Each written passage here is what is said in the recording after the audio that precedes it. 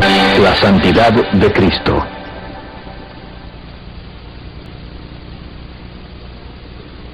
Hablé con un caballero el otro día que al dar un mensaje ante cientos de alumnos, en medio de su discurso, él fue interrumpido por estudiantes hostiles. Hablaba sobre Cristo y en medio de su mensaje alguien gritó: ¿a quién le interesa?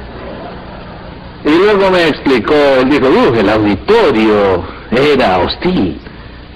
Y que cada vez más parece haber una creciente hostilidad en nuestra nación hacia la fe cristiana y un sentido creciente de militancia específicamente procristiana y anticristiana, fuerzas de las que hablamos antes de comenzar. En algunas ocasiones, lamentablemente, los no creyentes temen que militantes cristianos lleguen a intentar forzar la adhesión religiosa de personas no creyentes a través de leyes, reglamentos y todo eso, y están justificadamente atemorizados de esto. Trato de recordarles a mis hermanos y hermanas que la primera enmienda de la Constitución de los Estados Unidos protege a los no cristianos tanto como a los cristianos. Debemos tener mucho cuidado con eso, pero muchas veces hay un sentimiento de angustia y hostilidad dirigido hacia los cristianos, contra ministros, teólogos, evangelistas y demás. Y en medio de todo eso, lo que encuentro extremadamente raro es que alguien públicamente critique la integridad de Jesús. Pienso, por ejemplo, en un comentario que George Bernard Shaw hizo una vez, en el cual criticaba a Jesús. Él no era cristiano, y Shaw dijo de Jesús, cuando criticó su comportamiento, él dijo, había momentos en que Jesús no se comportaba como cristiano. Y yo pensé que era algo irónico que cuando George Bernard Shaw quiso criticar a Jesús, no se le ocurrió otra pauta moral más elevada para criticarlo que la conducta de Jesús mismo. Como dije, aunque encuentro grupos de verdadera hostilidad dirigidos hacia mí, hacia la iglesia o hacia la historia de la influencia cristiana, sin embargo hay una especie de reserva al hablar de Jesús. Porque entre tantos seres humanos que han vivido, dudo que alguien haya inspirado más respeto universal por su conducta e integridad que Jesús de Nazaret. De hecho, el mundo es respetuoso con Jesús. La pregunta que me queda es, ¿por qué, si fue alguien tan maravilloso, tan amoroso, tan bondadoso y compasivo con todo tipo de personas enfermas y despreciadas, una especie de Madre Teresa de su propia generación y aún más, ¿por qué fue asesinado? No solo fue ejecutado, sino que las masas clamaban por su sangre. ¿Qué era lo que en Jesús de Nazaret inflamaba las pasiones del pueblo por él o en su contra? Me gustaría leerles un pasaje del Evangelio de San Marcos que considero empieza a tratar esta cuestión en particular. Cuarto capítulo del Evangelio de San Marcos, empezando por el versículo 35. Leemos esto. Aquel día, cuando llegó la noche, les dijo a sus discípulos, pasemos al otro lado. Y despidiendo a la multitud, le tomaron como estaba en la barca. Y había también con él otras barcas, pero se levantó una gran tempestad de viento y echaba las olas en la barca, de tal manera que ya se anegaba. Y Jesús estaba en la popa, durmiendo sobre un cabezal. ¿Se imaginan la escena? Esto tuvo lugar en el mar de Galilea, y debo decirles que es un fenómeno topográfico bastante especial en Palestina, por el túnel de viento que se forma entre el desierto de Transjordania y el mar Mediterráneo.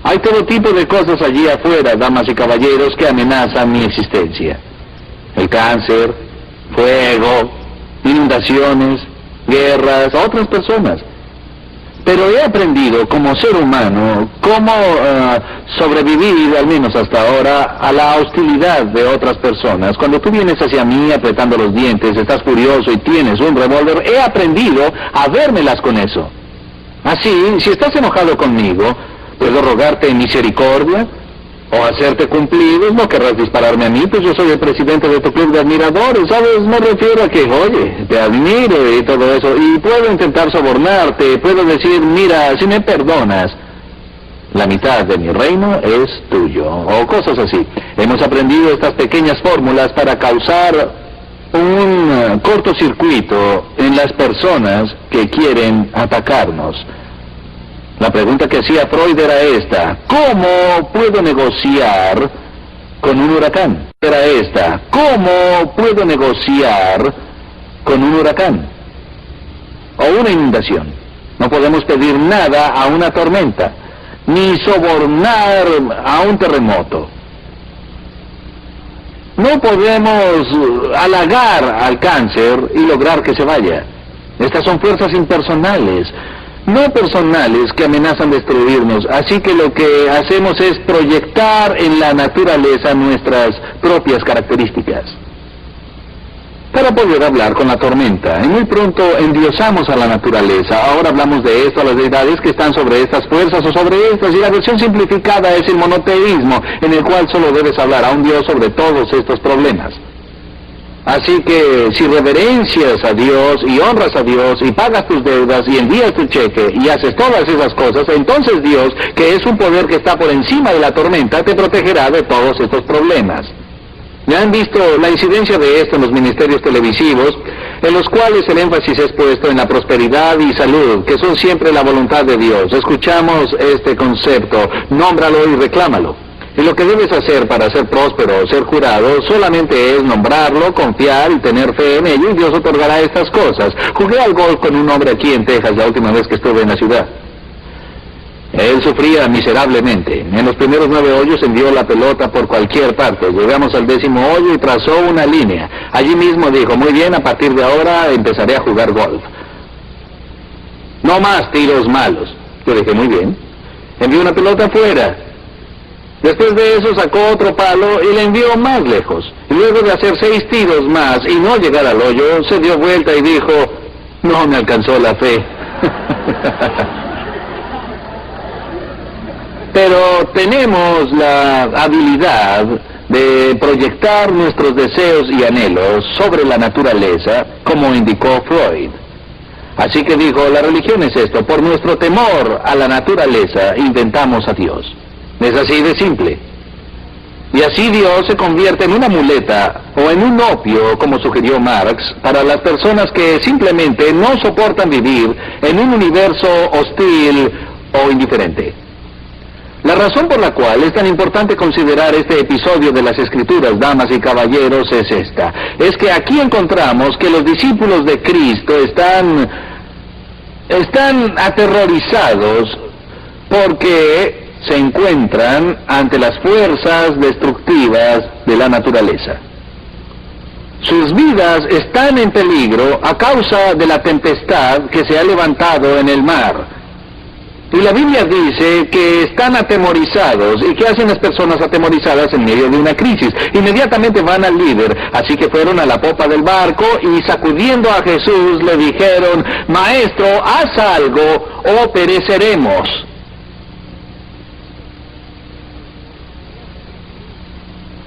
¿Y él cómo reaccionó? Miró a su alrededor y vio la situación, y entonces la encarnación del Señor Dios, creador del cielo y la tierra, emitió una orden verbal, no a los hombres, sino a las fuerzas impersonales de la naturaleza. Se dirigió al mar y al viento y les ordenó con voz potente: ¡paz! ¡Paz ahora! Y al instante el cosmos respondió y le obedeció de inmediato. Así que el mar se serenó totalmente. y el viento estaba tan calmo que no había ni una brisa en el aire. Ahora bien, lo que más me llama la atención en este relato está en la línea siguiente. ¿Cuál es la respuesta de los discípulos cuando Jesús elimina la amenaza clara y presente de la naturaleza? Dice que tiran sus remos al aire regocijándose y dicen, ¡oh, sabíamos que lo harías! No, el texto nos dice que en ese momento los discípulos comenzaron a experimentar un profundo temor. Esto es, en lugar de que sus temores se calmaran y aminoraran, sus temores ahora se intensificaron.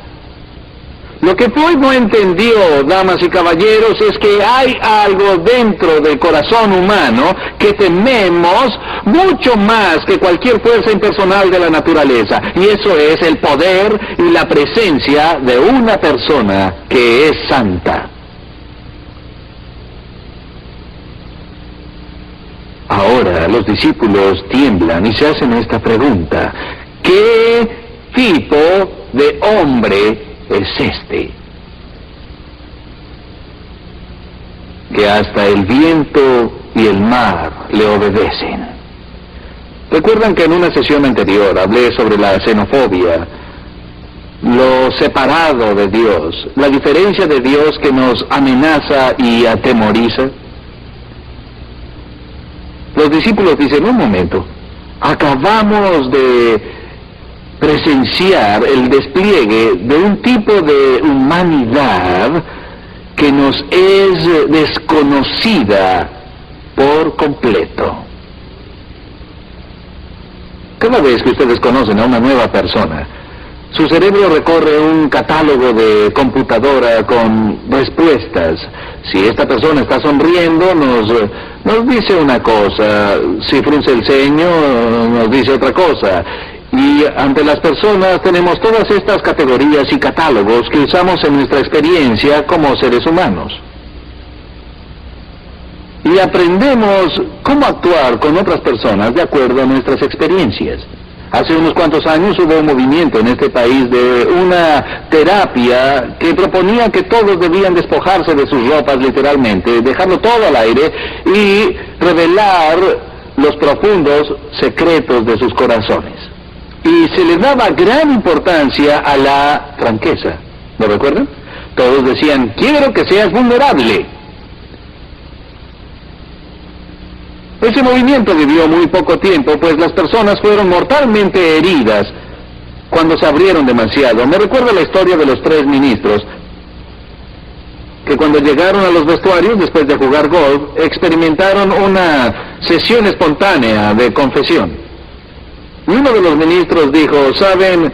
Mi conciencia realmente me molesta. Intento ser un pastor y ser recto, pero tengo una debilidad contra la que he luchado toda mi vida. Es la debilidad por la bebida. Y dijo, bebo a escondidas.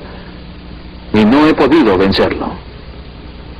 Los otros 2 hombres dijeron, oh Dios, realmente oraremos por ti. Y el segundo dijo, yo también tengo que confesar algo, tengo una lucha, la lujuria me tienta todo el tiempo y he podido controlar mi conducta, pero mis pensamientos no siempre han sido puros y no sé cómo vencer esta situación. Espero que ustedes oren por mí. Ellos dijeron, sí. El tercero no dijo nada. Los otros 2 dijeron, bueno, tú no sufres ninguna tentación. El otro dijo, sí. Dijeron, ¿cuál es? Y él dijo, soy un chismoso compulsivo y me muero por salir de aquí.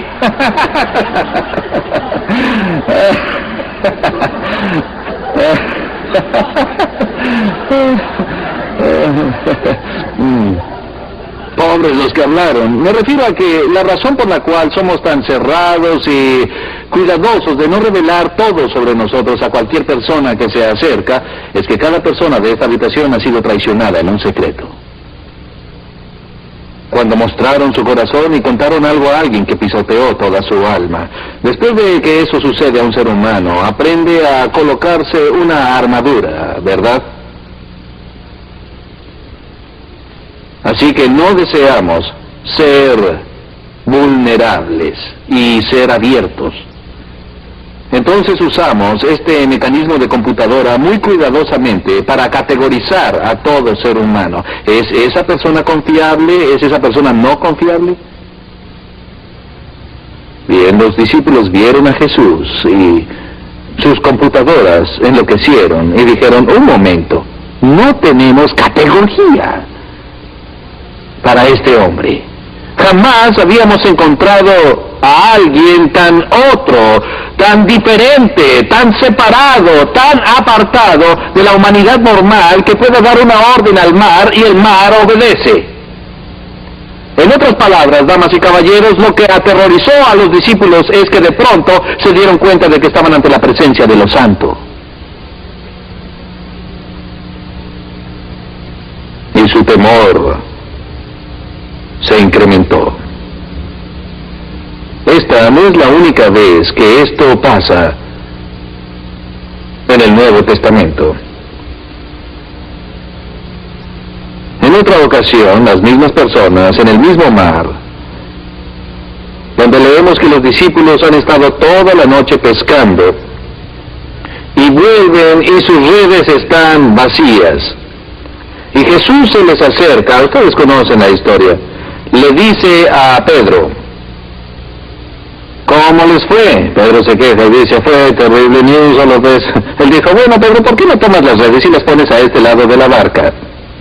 Recuerden que el perfil que se da de la personalidad de Pedro en la Biblia es el de una persona algo impetuosa. ¿Pueden imaginarse lo que pensó Pedro cuando Jesús le dijo que pusiera las redes del otro lado de la barca? Me lo imagino. Él habrá querido decir algo así como, hey, Jesús, eres un teólogo fantástico, un maestro religioso increíble, pero dame algo de crédito en nombre de Dios. Soy un pescador profesional y he puesto la red en todos los lados que hay en la barca durante toda la noche, y ahora intentas decirme cómo pescar. Pero tú eres el maestro y yo el discípulo. Le daremos gusto, muchachos, echen la red por la borda. Ya saben lo que pasó, todos los peces del mar de Galilea saltaron a la red.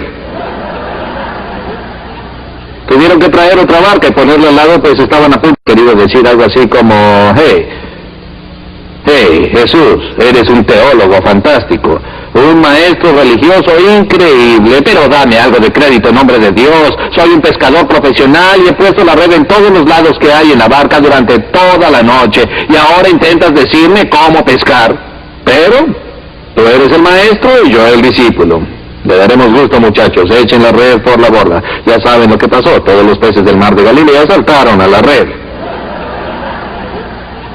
Tuvieron que traer otra barca y ponerla al lado, pues estaban a punto de zozobrar a causa del peso que cargaban. ¿Y qué es lo que hizo Pedro? Recuerden, Pedro es judío. Y es un hombre de negocios. Él no pesca por diversión, sino para ganarse la vida. Si yo hubiese estado en el lugar de Pedro, hubiera buscado en mi túnica un contrato y hubiese dicho, Jesús, este es el trato. Te ofrezco ahora mismo el 50%. Todo lo que quiero, 5 minutos por mes. Solo dame una mañana de sábado al mes y dime dónde poner la red. Eso es todo lo que quiero por el 50%. Pero Pedro no hizo eso. ¿Pueden creer lo que Pedro le dijo a Jesús? Pedro miró a Jesús y dijo esto, es increíble. Dijo, aléjate de mí, pues soy un hombre pecador.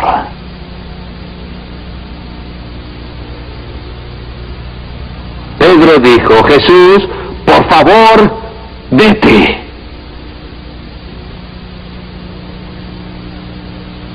No puedo soportarlo. ¿Ven lo que pasa? Es que cuando alguien que es santo se acerca a nosotros, inmediatamente nos sentimos incómodos, tomamos tremenda conciencia de nuestro carácter profano y queremos que esa persona se aleje de nosotros lo más posible. Hace unos años se organizó un torneo de golf en Carolina del Norte. Y el campeón defensor en este evento de golf tan importante había sido el ganador en años anteriores del premio al golfista del año. Como él iba a obtener este premio ese ese año en el torneo de Carolina del Norte, y también era el campeón defensor del torneo, parte del reconocimiento era él debía jugar su primera vuelta de práctica con Billy Graham, el presidente de los Estados Unidos, y Jack Nicklaus.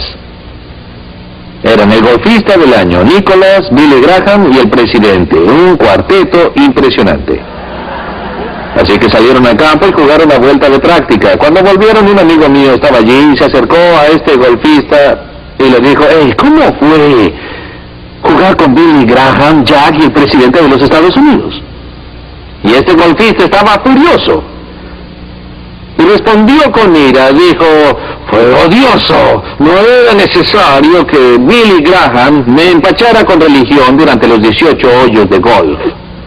Y entonces se fue enfurecido y recorrió el campo de práctica con su carrito y se bajó a golpear una pelota tras otra, enfurecido y descargando todo su enojo. Así que mi amigo se acercó, me llamó y nos sentamos a observar hasta que el balde de pelotas se vació. Y se acercó y le dije: así que Billy realmente te impresionó, ¿eh? Y él dijo: no,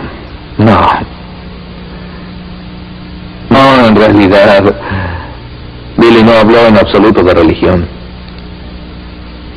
Solo tuve un mal día. La Biblia dice que los malvados huyen, aunque nadie los persiga. Lutero dijo que es la experiencia del hombre no creyente temblar ante el movimiento de una hoja. Aquí había un hombre que pasó su tiempo con Billy Graham, que es uno de los seres humanos más buenos que se puedan conocer. Y Billy Graham no tuvo que decir ni una palabra sobre el cristianismo para que esta persona se sintiera incómoda. Me doy cuenta de que cuando yo juego al golf tengo que pensar en los demás, porque si me uno a un grupo desconocido, siempre la pregunta inevitable será: ¿y usted a qué se dedica? Y todo lo que debo hacer para arruinar la diversión que disfrutan las personas en el campo de golf es decirles que soy ministro. Así que yo invento, solo les digo que soy escritor, y sobre qué escribe, sobre muchas cosas, estoy en el negocio de los seguros, ¿saben? Lo que sea. No porque esté avergonzado de ser lo que soy, sino porque no deseo arruinarles el día, pues en cuanto yo les digo que soy ministro, ellos comienzan a alejarse de mí. Y piden disculpas por el lenguaje que usan. Las personas se sienten incómodas. Imaginen que alguien se siente incómodo ante mí, es ridículo. Pero las personas se sienten incómodas en nuestra presencia, no porque seamos santos, sino porque representamos a aquel que lo es. Es interesante para mí que los enemigos más vehementes que tuvo Jesús en su vida fueron los fariseos. Aquellos hombres que se dedicaban a la rectitud. Ellos eran los rectos. Y las personas que se sentían más cómodas con Jesús eran los pecadores sin hogar. Pues ellos no tenían ninguna ilusión de su propia rectitud. Pero aquellos que se enorgullecían de su pureza moral, cuando Jesús venía, exponía su impío carácter. Pues cuando la luz llega, la oscuridad no puede soportar su presencia. Cuando Pedro le dijo a Jesús: por favor, vete, Jesús no quiso irse. Para alegría eterna de Pedro, Jesús no hizo caso en lo absoluto a su invitación. En su lugar dijo: Pedro, ven aquí. Tú ven a mí. Estás cargado. Estás agobiado. Te voy a dar paz. Ven, damas y caballeros, la verdad más importante en todo el mundo está muy bien guardada, pero es algo horrible que haya sido guardada. Y es que somos invitados a la presencia de un Dios santo. Sartre dijo en sus escritos que lo último que deseaba era ser sometido a la mirada incansable de un Dios santo. Y aún así David, después de ser sometido al escrutinio de Dios, le dijo a Dios: «Oh Señor, examíname y conóceme». El secreto que el cristiano lleva consigo mismo es saber que en un lugar solamente podemos ser vulnerables, en el que podemos sentirnos cómodos. El único lugar en que podemos estar desnudos sin temor es en la presencia de Cristo.